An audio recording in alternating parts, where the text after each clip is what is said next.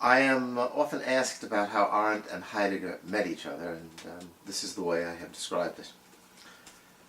In November 1924, her first semester at Marburg, Hannah attended a series of lectures by Dr. Heidegger.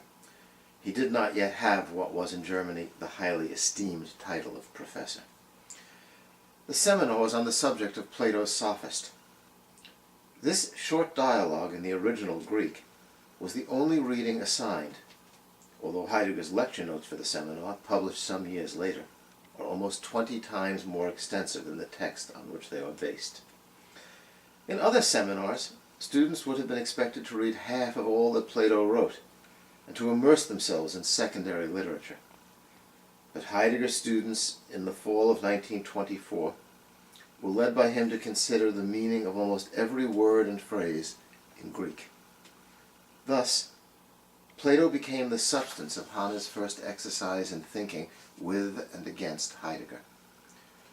Heidegger's purpose was to demonstrate to his students that it was not Plato's thought that was decisive, but their own thinking, arising from direct personal confrontation with the matters about which Plato thought.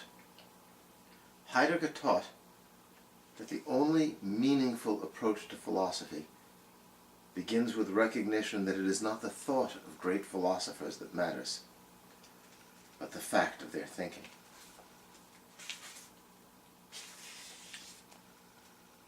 At the end of class one day, at the beginning of February 1925, Heidegger approached the stylish young woman with stunning eyes who sat in the seminar room taking careful, thorough notes, and asked her to come to see him in his office.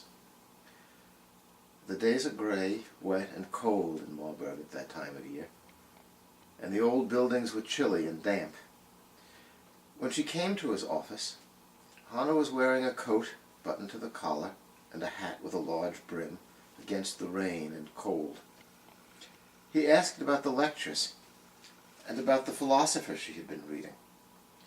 She answered briefly, in a soft voice, sometimes in Greek and Latin.